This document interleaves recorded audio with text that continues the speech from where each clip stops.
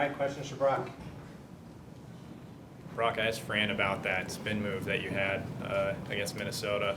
Is that something that, I mean, it's kind of unique body control that you had. Is that something that you've had to kind of develop, or is that something you naturally have? I mean, I've always kind of played pretty fast, gone too quick. There's definitely been times, especially early in my career, where I've gone too quick and lost my balance a little bit. So, yeah, just kind of learning how to change my pace a little bit, control my body more, makes it easier to maneuver around the paint and on the court. Can you just describe that play, what you saw?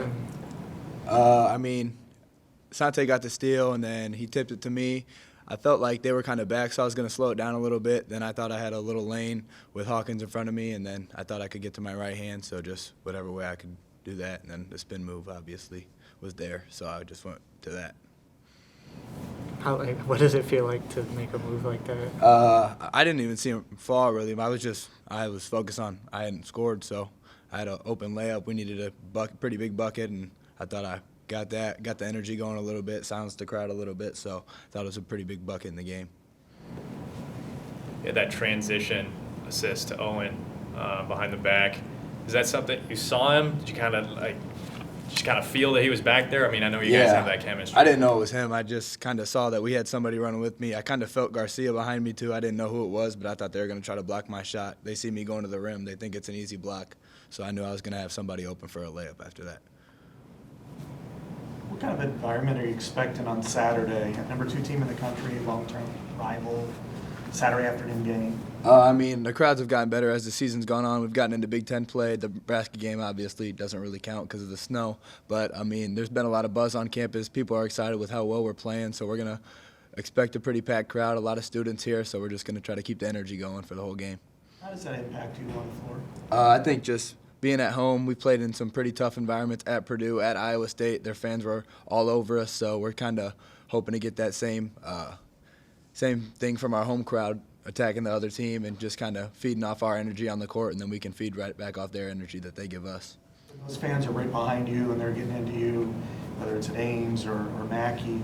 How does that impact you at all, especially if you're on the bench, or when you're on the floor, do you not even notice it? I mean, how does that work? You can kind of just feel like the hostility a little bit. I've kind of always sometimes like away games more than home games, just because it's kind of fun to go somewhere and beat a team at their own place with their own fans. It's just kind of fun to not really have a lot of people like you where you're playing at.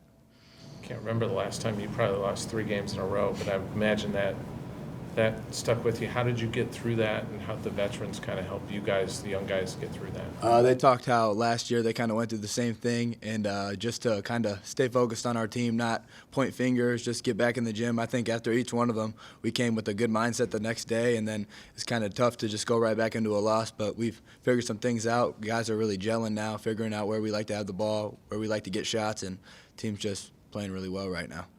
Stephen Bardo mentioned something about you guys being one of the most connected teams he's seen. I'm sure you probably saw that in the video, but what does that mean to you, and do you feel that way, that you guys have kind of built a stronger bond connection? For sure. I mean, this year we don't have the top 10 pick that we've had the past 3 years, so just kind of learning how it's going to be a different guy scoring 20 every single game. It's not going to be the same guy. Obviously, we have Josh and Ben that put up 50 together the last game, so that helps, obviously. But just knowing that whoever's hot, we got to give them the ball. And I think that's what makes it so tough to guard, because you never really know who it's going to be on any given night.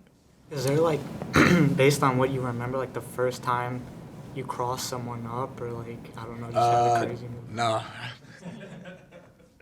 I kind of just really been pretty quick my whole life and always had a pretty decent handle, been able to change my pace, so I've been able to do that a couple of times in my career. How early did you start using both hands? Back growing up, I used to be ambidextrous playing baseball. I used to throw with both hands, hit with both hands, and then I write with my left hand too, so I've kind of always had both hands. I used to be more left-handed than I am right-handed, so I've kind of always had both. What did you play in baseball? I played shortstop and pitcher.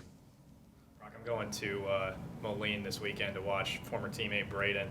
I guess, what do you remember about playing with him, and what is he good at? I mean, he's he's gotten better as I've seen him grow up. I mean, he's always had a pretty good skill set, but he's just learned how to use his body more and more as he's gotten older. He's gotten a lot stronger. He's developing his 3-ball, and I mean, he's having a pretty good year right now. That whole team's having a pretty good year, so I think it's been fun to watch him and kind of take over his own team. Him and Trey Taylor both have had really good seasons to start. Right, thanks, Brock. Thanks, Thanks, Brock. Brock.